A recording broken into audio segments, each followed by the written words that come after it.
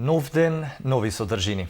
Денес на менито ја имаме најважната споредна работа на светот, а ќе одвоиме минути и за една уметност која магепсува милиони луѓе на секаде низ светот. Во денешниот мотиватор ќе разговараме малку повеќе околу фудбалот во Охрид и за младите таленти од фудбалската школа Топ Тим.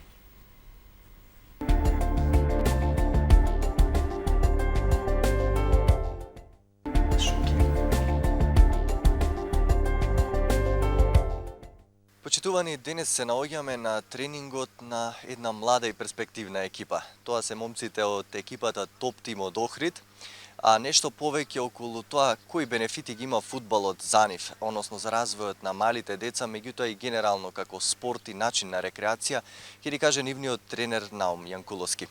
Наум, ајде прво да кажеме кои се тие бенефити кои што фудбалот како спортска дисциплина ги нуди за развој на малите деца? Првен да ви се заблагодарам за тоа што ќе снимиме емисија. Фудбалски клуб Охрид Топ Тим е формиран пред 4 месеци. Броиме околу 40 деца кои што се регистрирани во официјален систем на Фудбалска федерација на Македонија. Фудбалот како спортска игра допринесува за подобар развој на психофизички развој на младите дечиња, со оглед на тоа дека во последно време децата се повеќе активни на компјутер, помалку во спортот и на улица. Можеме да кажеме дека работата со младите категории пред се влијае многу позитивно. Какви се вежби употребувате со цел да правилно да се развиваат децата? Нашиот тренинг започнува со вежби за загревање. Тука применуваме комплекс на вежби за обликување на телото, потоа применуваме специфично технички вежби со топка, како би влијале на подобрување на фудбалската елементарна техника. Потоа преминуваме на главниот дел. Главниот дел ни представува вежби кои што се наменети за на правилна игра во текот на еден фудбалски натпревар. Потоа имаме мал дел, шутерски дел, и на крајот доаѓаме до завршениот дел. Завршениот дел го употребуваме вежби за лававење и за истегнување на целиот организам. Добро, рековте дека вашата екипа е млада, значи постои само 4 месеци. Колку што знам јас, се надпреварувате во она мала детска лига во фудбал која што ја има на територијата на Република Македонија. Колку е важно за овие мали деца да учествуваат во неа и да покажат едноставно што знаат и што умеат? Учеството на децата во организиран систем е голем плюс, затоа што тамо се водат целосна евиденција за тоа колку надпревари одиграле, за тоа дали се надпреваруваат во своја категорија, односно дали имаме поголеми деца во помали категории, и мораат сите деца да бидат прегледани од доктор за спортска медицина, како би се влијаело да се спречат некои евентуално аномалии или деформитети на телото и слично. Добро, Охрид важи за спортски град. Колку според тебе, знам дека и претходно, значи подолг период работиш во фудбалот, колку според тебе во Охрид, значи постои тој талент за фудбал? Талентот за фудбал постои, како и талентот за другите спортови, како например ракомет, кошарка, пливање. Талентот е само одреден дел, све другото представува работа. Доколку нема правилна и систематска работа, талентот ќе остане само талент и нема да го добиеме финалниот производ, односно фудбалер. Меѓутоа, фудбалот треба да се свати и како забава, дружење и спортовање. Затоа сите дечиња на возраст од 18 до 7 години пожелно е да почнат да се занимаваат со спорт, како би другарувале и би имале добри резултати.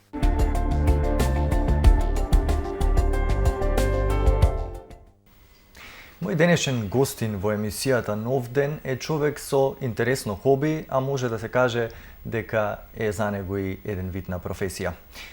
Со мене денес е Јордан Коцевски, човекот кој што пишува сценарија за стрипови. Јордан, ајде, најпрво добре ни дојде во студиото на ТВ. Добро ве најдов, благодарам за поканата. Добро, сценарист за стрипови. Првин, колку се стрипови популарни кај нас? Па тоа е доста интересно прашање. Беа многу популарни, па замреа, па сега се некаде на границата помеѓу. Так. Добро, причината поради која што си мој гостин денес е твоето првенче, да кажам, во креирањето на стриповите. Да не го сгрешам насловот, Мрак, хумор, тишина. Да. Ајде кажи ми нешто повеќе околу целиот овој проект кој што ете знам дека го работеше со цела една екипа. Да, па пред 5 години, значи стриповите мене ми биле од секогаш страст. И сум сакал исто и да пишувам. Па пред некои 5 години кога трнавме од таа нула, кога немаше воопшто стрипови, и се отвори форум баш за стрипови. Излезе нов издавач на стрипови на македонски јазик. И во таа цела една еуфорија се запознав со доста луѓе кои што твореле, меѓутоа така, повремено, и се заинтересирав. Што треба да се направи едно сценарио, барав совети како да се направи, дали постои разлики помеѓу таа техника да се пишува сценарио за стрип и расказ. И кога веќе го согледав тој дел го поминав, така сосема спонтано стапив во контакт со еден од цртачите, од стрип илустраторите кој што беше на тој форум, Дарко Богданов, и го замолив, му вика: здраво, јас сум тој, Јордан од Охрид, на форумот сум со тојник, и дали сакаш да работиме едно сценарио заедно, еве, ќе ти пратам што имам материјали, па види. И му пратив еден расказ мој, една идеја, па тој застана, ги разгледа и се врати и рече: зошто да не, ајде расказот да го направиме. И така почна нашата соработка. И 5 години каде што твориме, пред 2 години веќе почнавме да согледуваме дека имаме доволен обем да можеби се обидеме да ги собериме во едно издание сите тие кратки стрипови. И така се роди првично идејата за Мрак, хумор, тишина. Така. Добро, јас имав можност, можам да кажам, во неколку наврати да го разгледам и да го прочитам ова ваше првенче. Страниците не се онај карактеристичен формат кој што луѓето обично мислат дека треба да изгледа еден стрип. Значи имате тука и некои илустрации во боја, значи како оди целиот овој процес? Обично во Македонија основен проблем се финансиите, особено за нешто што изгледа, значи, толку луксузно. Па првично кога се роди таа идеја, и двајцата веќе разговаравме како би ја работеле, како би изгледало, и токму од тие финансиски причини двајцата планиравме да направиме нешто поскромно. Меѓутоа, откако помина тие 2 години, испадне дека двајцата во таа касичката за да издадеме стрип сме ставиле повеќе пари од очекувани, и тогаш се решивме сето тоа да оди токму на еден ваков формат, А4 значи. И застанавме, разговараме и му викам: имаш пари? Имаш ти пари? Има. И што правиме? А4. Така. И решивме, бидејќи е прво, исто така да биде поквалитетно, па едноставно не штедевме во изборот на хартија, во однос на кориците, дури во однос на тоа, на одлуката дали да има страни кои што ќе се во боја или не. Така. И така е ти испана токму да биде во еден поголем формат. Така, добро, во Мрак, хумор, тишина има различни приказни. Да. Има, значи, и хорор приказни, некои љубовни, некои пораки таму кои што се доста интересни ако се разгледа. Значи, што се е вклучено во самото издание? Па самото издание брои 19 кратки стрипови. Тоа се буквално сето она што сме го створиле во последниве 5 години. Со тоа што интересно е дека некако првите 3 години, токму кога го почнавме тој разговор, директно твоето прашање поврзани со самиот наслов на овој стрип албум. И кога го почнавме разговорот да се соберат делата во едно издание, почнавме ретроспективно да анализираме што сме направиле.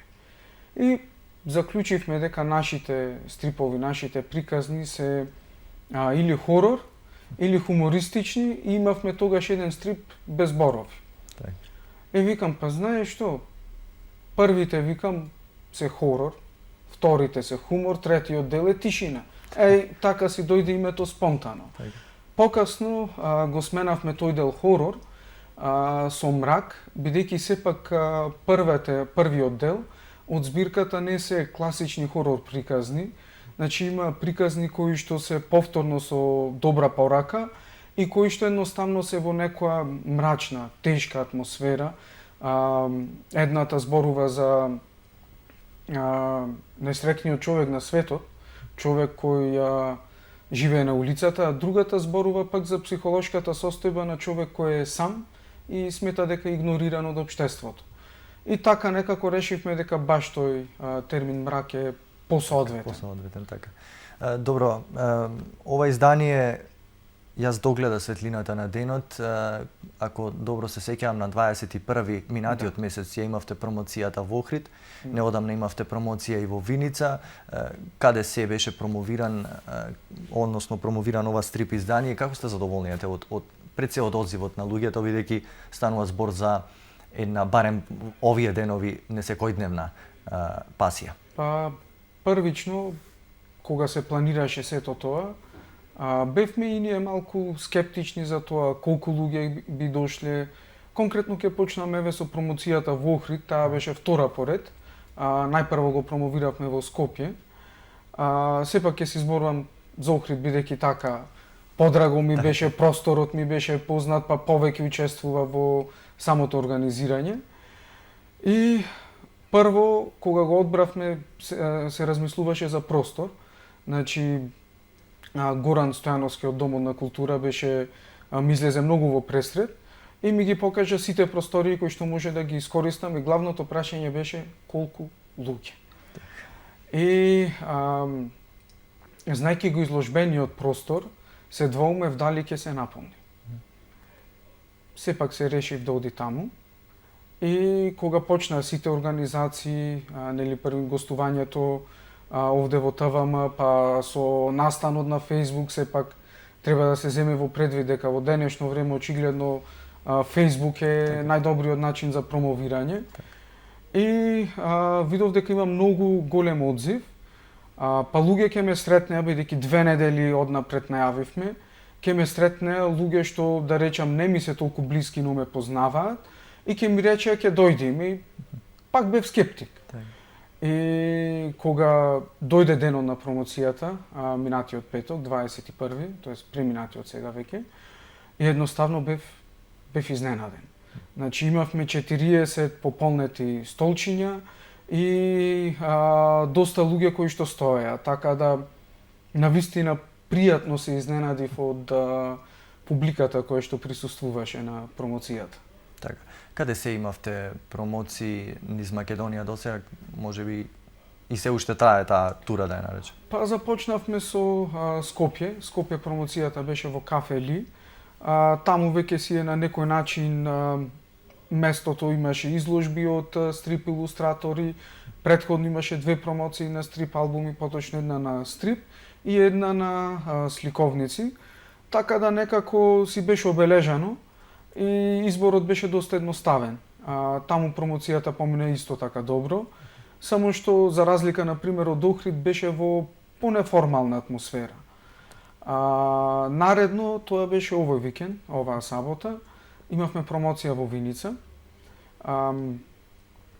Таму веќе беше во галеријата Венеција и многу интересен простор, пријатен. И таму имавме, доста бев изненаден, имавме промотор, професор по македонски јазик и литература, и човекот едноставно го прочитал повеќе пати стрипот и имав можност да дискутирам со него и така да Самата промоција доби малку исто поинаква тежина и ми беше многу пријатно. Немавме толку многу луѓе колку Охрид, меѓутоа сепак одзивот беше добар и пак ќе речам атмосферата беше многу пријатна. Така. Следно, каде одите? Последно не сме размислувале, значи Дарко, мојот партнер, вториот виновник за ова издание од Виница, така да од старт знаевме дека Охрид и Виница ќе има промоција сигурно и нормално сепак Скопје е главен град и решивме дека доколку некој од останатите градови од пријателите и познаниците што ги имаме, ако покажат интерес да не довлечкаат во нивниот град, тогаш ние сме расположени за соработка. Така, добро. Овде предлагам да направиме на кратка пауза за реклами, а потоа се враќаме во студио со продолжениот разговорот.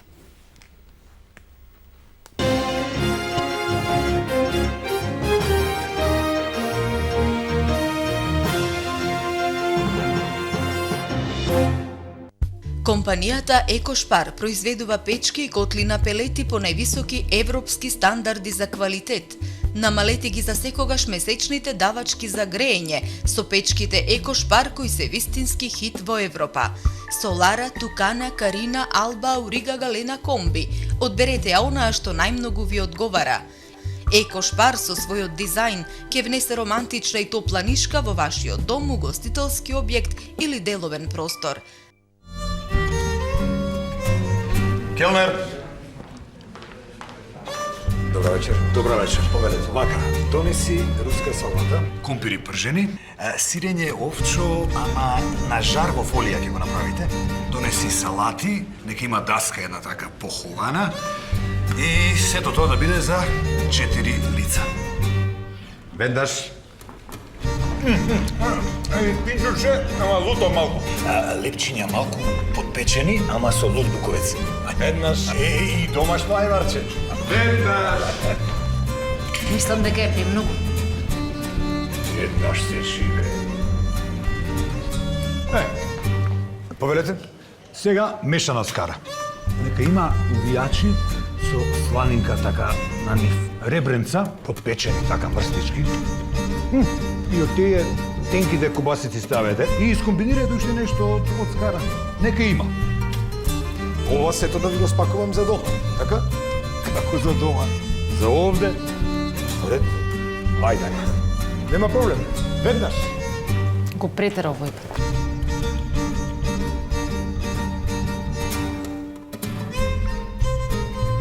Веднаш се живее.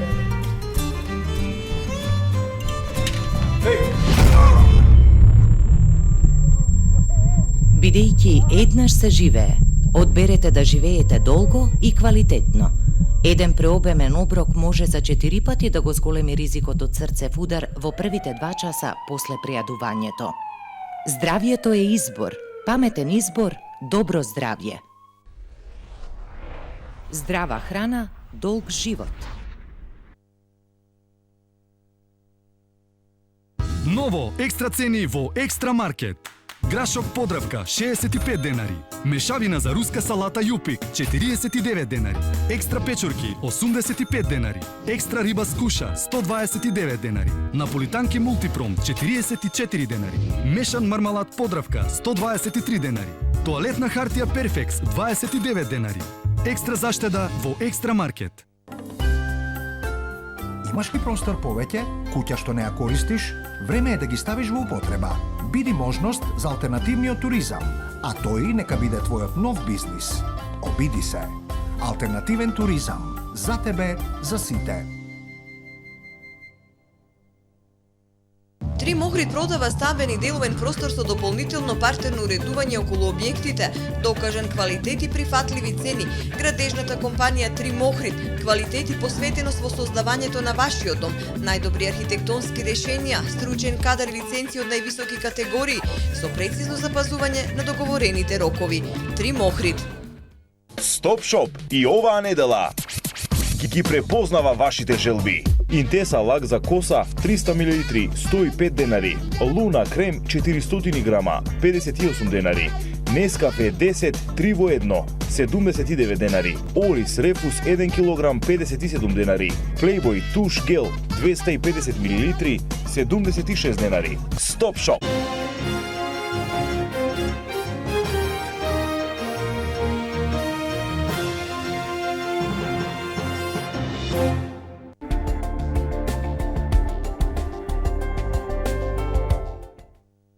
Почитувани, еве не повторно назад во студиото на ТВМ. За оние кои што сега се уклучуваат со нас, со мене мој денешен гостин е стрип сценаристот Јордан Коцевски.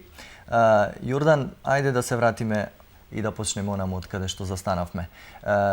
Ти пишуваш сценарија за стриповите кои што барем овие тука кои што ги имаме во твоето прво издание. Ајде кажи ни нешто повеќе околу самиот процес на пишување на сценаријата. Дали е тоа некој онака како што замислуваме дека изгледа нормално пишување на нормално сценарио или пак тоа е некој посебен процес? Класичниот начин на изработка на едно стрип сценарио е многу сличен на изработка на сценарио за еден филм или за представа. Со тоа што единствената разлика е што кај стрип сценаријата мора да се направи таа поделба на страна и да се направи поделбата на слики или сцени. Значи да се знае на една страна колку сцени има, колку слики има, колку квадратчиња, лаички речено. И со тоа што секогаш треба да се планира добро тој распоред зависно од шаблонот на кој што се работи. Значи тоа оди на пример, прва страна, прва слика и се опишува сликата, понатака се кажува текстот кој треба да оди во тие познати балончиња. И нормално ако има мисли, тие одат во тие правоаголните што се горе и тоа се потенцира посебно. Че тоа би бил најприфатениот, да речам, класичниот начин. Друг начин на изработка е да се работи како расказ, со тоа што може да се остави целосно на стрип илустраторот или стрип цртачот, да се остави на него тој да го сработи, да ја сработи целата поделба на страни и сцени. И јас работам еден поинаков пристап, бидејќи најчесто кога ги планирам сцените, мене точно ми доаѓа што треба, како треба да изгледа. И од тие причини самиот ги цртам квадратчињата, сцените. Значи ги распоредувам на страната каде што би имало и ги праќам како предлог. Често давам и алтернатива, значи 1 до 2 распореди на тоа како би можело да се реши. И со тоа што на цртачот би му било полесно да не мора самиот тој да размислува каде да ја смести оваа сцена, таа сцена. Тоа би било повеќе околу самата техника, додека во однос на приказните, значи слободно може да се гледа како изработка на еден расказ, кој понатака треба да биде нацртан. Знам дека звучи едноставно, меѓутоа формата во која што се работи на нашите простори е краток стрип. После можеме да дискутираме зошто краток стрип. Тоа се однесува на форма од 1 до некој 6 страни максимум, најчесто 4. И кога почнав да ги пишувам сценаријата, се соочив со еден многу голем проблем, а тоа е како да се поентира во само 4 страни. Значи 4 страни во расказ е сосема друго. Тоа е доволно да речем. Така да се раскаже. Меѓутоа во стрип од 4 страни едноставно некогаш имате каде на една страна има само една сцена. И почнав да си работам таа една распределба на сликите, на сцените и понатаму решавав како секоја страна точно треба да заврши, со цел на крајот да го имате тој ефект на изненадување. Значи, за да може да дојде самата поента до израз, треба да се прилагодат сцените во сите претходни страни. И тоа е напорна работа. Така. Добро, како одлучуваш што ќе напишеш во сценариото, а што ќе оставиш едноставно фантазијата на луѓето или пак умешноста на твојот соработник, илустраторот, да го долови? Тоа е доста интересно прашање. Најчесто прво имам само идејата. Значи, идејата дека сакам да направам нешто и сакам поентата да е тоа, а после работам на тоа како би изгледало. И во тој процес на како би изгледало, односно како би се реализирало сето тоа, конкретно со Дарко, најчесто сум во контакт со него. Значи, први му ја кажувам идејата и му викам, еј, чекај, сега ќе ти пратам јас тебе еден нацрт, кажи ми шо мислиш. И добивам од него фидбек, повратна спрега. Так. И тој ќе ви каже, добро е, ова е вака, ама ова може поинаку. И тогаш почнувам да размислувам што може да се смени, што може да се остави на фантазијата, што треба експлицитно да се каже за да е јасно да не дојде до недоразбирања. Така да последно време тоа што сватив дека ми е најлесно да го направам е да го напишам сценариото без сцени, односно го пишувам како расказ.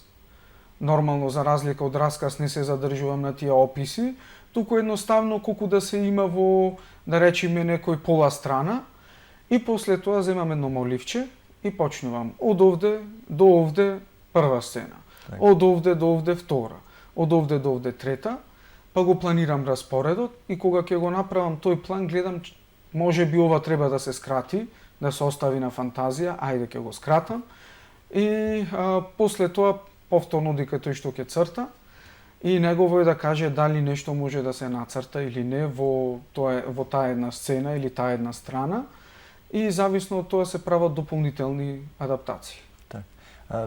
Добро, што најмногу љубиш да пишуваш како сценарио? Споменавме дека имаше во ова издание, значи, хорор приказни и љубовни приказни. Што е она што најлесно ти оди и можеби приказните сами си се појавуваат, си се формираат?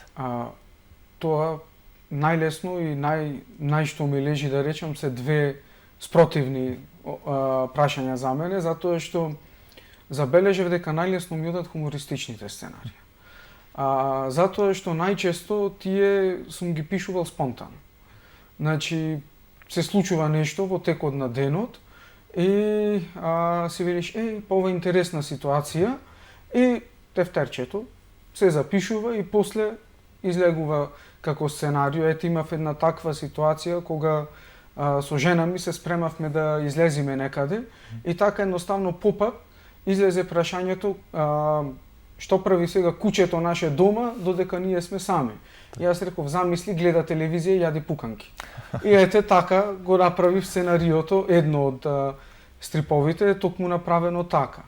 Значи, хумористичните некако затоа што се случуваат спонтано и одат многу лесно за мене. Од друга страна пак, од секогаш сум го сакал, сега популарно наречен Жарнов ноир. Меѓутоа, за тоа бара поголем простор, така да засега немаме реализиран стрип од тој жар, меѓутоа здравје Боже, во наредната година е во план да се нацрта еден таков стрип кој што ќе биде една целосна приказна, со планиран втор дел дури, повторно здравје Боже. Меѓутоа видов дека сакал или нејкел мене ме влече хорор жарнот.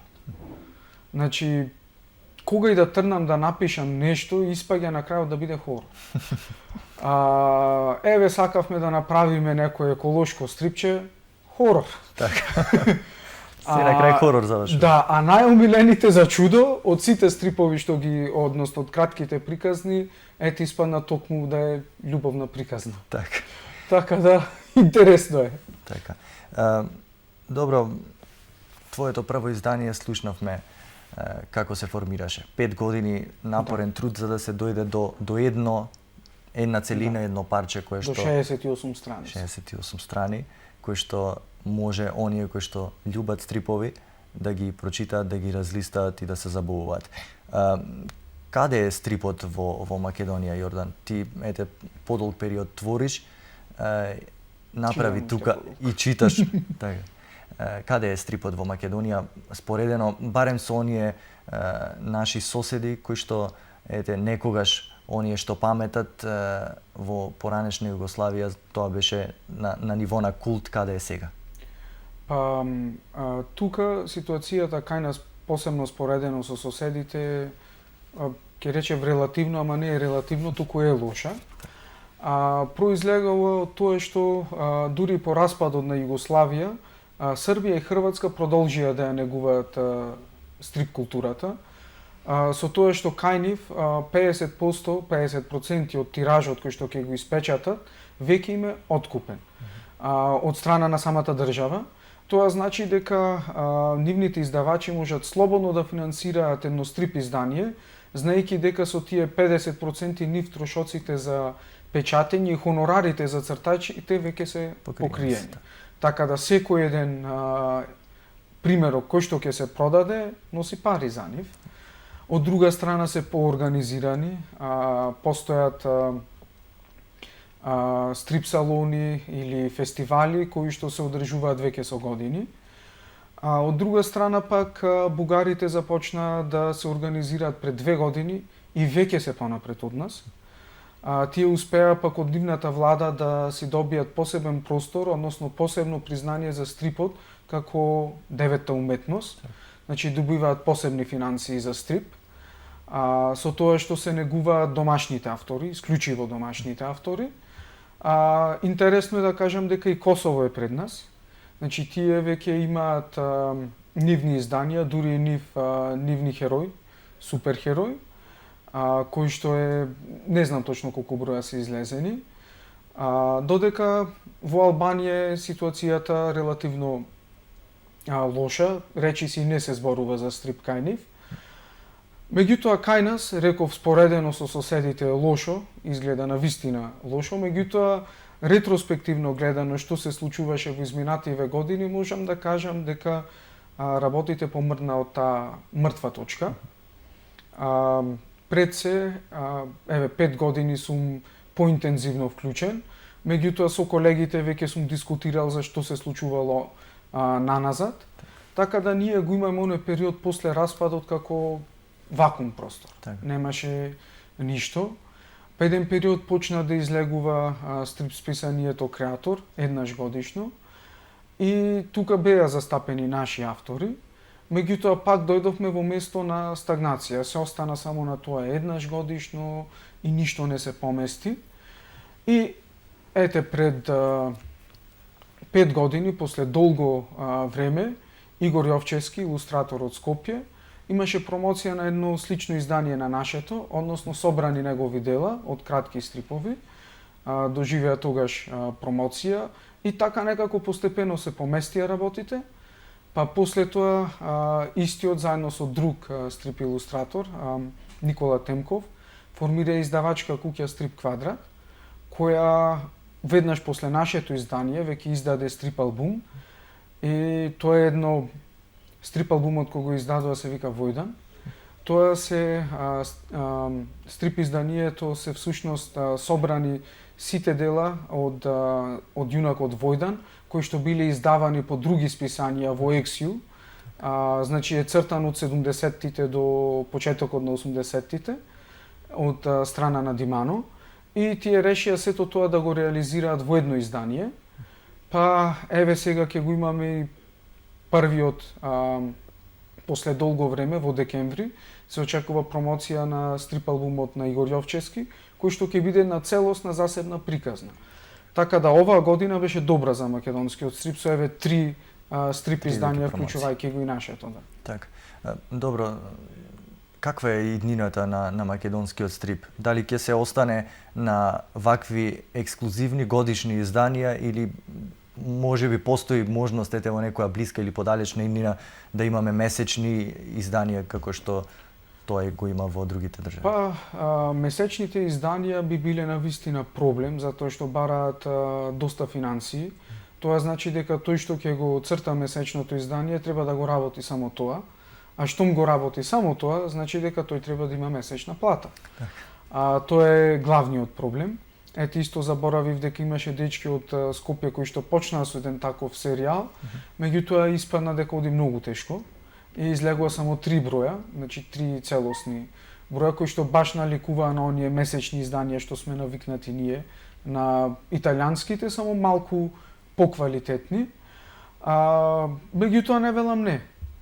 Значи, работите се поместија, се движат, владата еве спонзорираше дел од проектите на Стрип Квадрат, Стрип центарот на Велес исто доби еден проект спонзориран од владата, кој што е токму за стрип. Така да, за жал, мора да се ослониме на државата за финансиска помош и другата опција се секогаш спонзори, меѓутоа е многу тешко. Так. Значи, ако има финанси, ќе има и стрип. Така. Добро, ова е она што го имаш досега подготвено. Што е во иднина? Спремаме нешто? Па друго? во иднина да, се спрема нешто. Повторно со Дарко Богданов, меѓутоа за разлика од ова издание, тоа ќе биде целосно наше авторско издание. Значи во ова издание имаме и други автори, Андреј Манев од Охрид, Игор Јовчевски, кого веќе го спомнав, Весна Ническа од Скопје.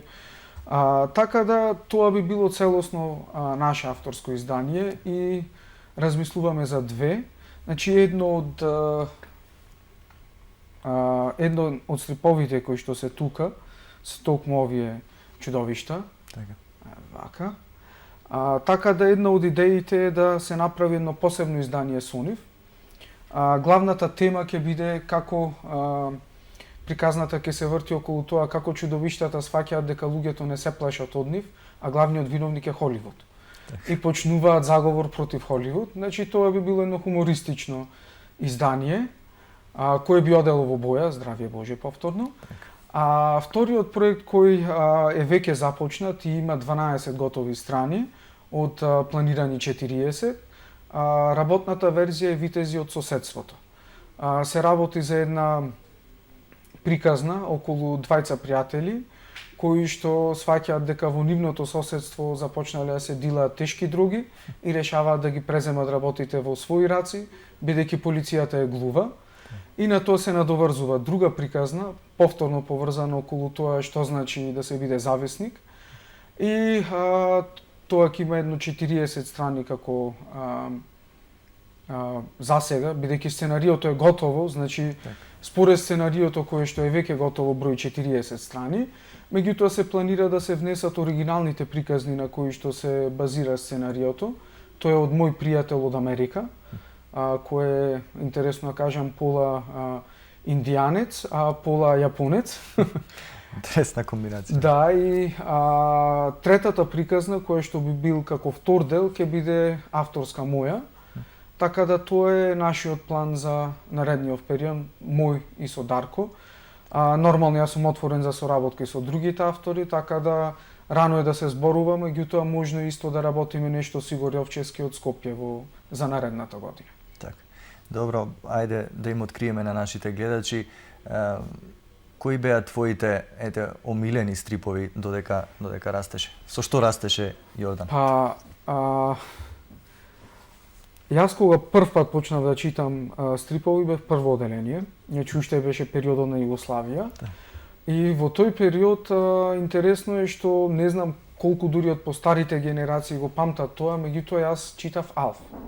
Значи ТВ серијата Алф имаше свој стрип. Ми беше еден од омилените, заедно со стрип серијалот Дроиди, кој всушност се однесуваше на R2D2 и C-3PO од Star Wars. Покрај нив, во тој период го читав и Тарзан и нормално Мики Маус, како секое дете. И после бидна распадот, па 10 години речиси немаше стрип во Македонија, малце помалку од 10, па потоа се префрлив на стриповите од Бонели, италијанските. Омилен ми беше Дилан Дог, повторно хорор, жарно ради не знам зошто. Така, едноставно привлекува. Привлекува и Натан Невер како научно-фантастичен така стрип беше доста иновативен. Па до еден период го читав и Мартин Мистерија, меѓутоа после стана многу досаден, стана премногу научен аспект имаше во стриповите, премалку авантура. И после замре стрипот.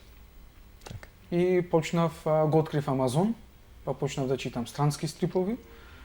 Претходно читав нешто онлайн, а моментално сум станат зависник на стриповите од Брубакер, кој е сценарист и тој соработува со еден цртач, Шон Филипс мислам дека се вика, и тие работат токму во еден жанр кој што јас би сакал да се пробам, а тоа е тој ноир, но во комбинација со надприродно. Так. Значи, да речем, ајде хорор, жанр со некои детективски така темни елементи, меѓутоа тој име последниот серијал, а претходно имаат исклучиво детективски и исто така доста ми се допаѓа Майк Минола, кој што е всушност авторот на Хелбој.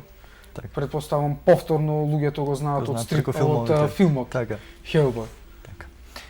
Добро, Јордан, мислам дека за стриповите можеме уште многу да зборуваме. Мене ми останува ти се заблагодарам за твоето гостување во ТВМ и ти посакувам многу успех во иднина, уште многу нови соработки, нови стрипови, стрип изданија кои што ќе ги промовираш, па ајде, на наредното повторно те чекам во ТВМ. Се надевам. Ти благодарам. Така. Почитувани, уметноста не познава граници. Ниту начинот на кој што се формира, ниту формата во која што се презентира. Еден уметник од Америка, кој што е доста талентиран, ќе ни покаже зошто е тоа така.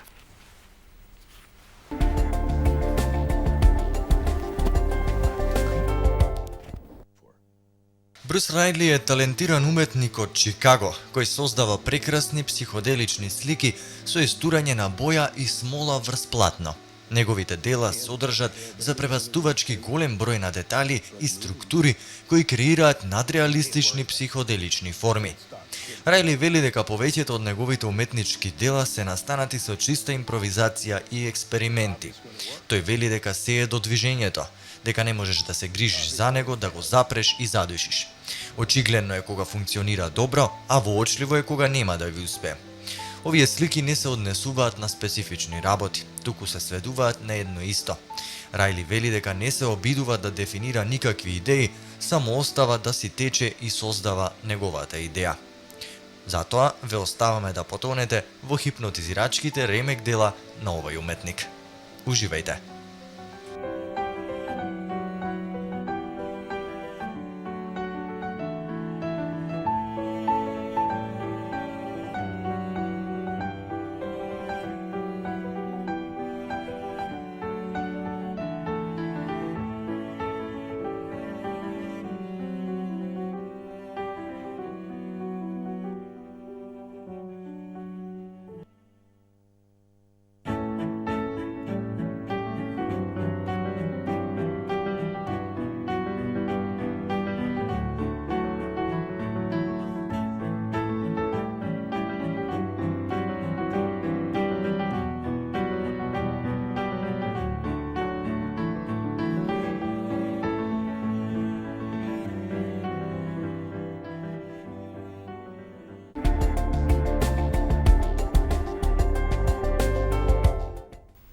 Почитувани, ова беше се што ви подготвивме за денес. Се надевам содржините кои што имавте можност да ги видите во ова издание од Нов ден успеа да ви побудат дел од вниманието и да ве задржат покрај малите екрани на програмата на телевизија ТВМ. Со некои нови содржини се гледаме наредниот вторник. Пријатно!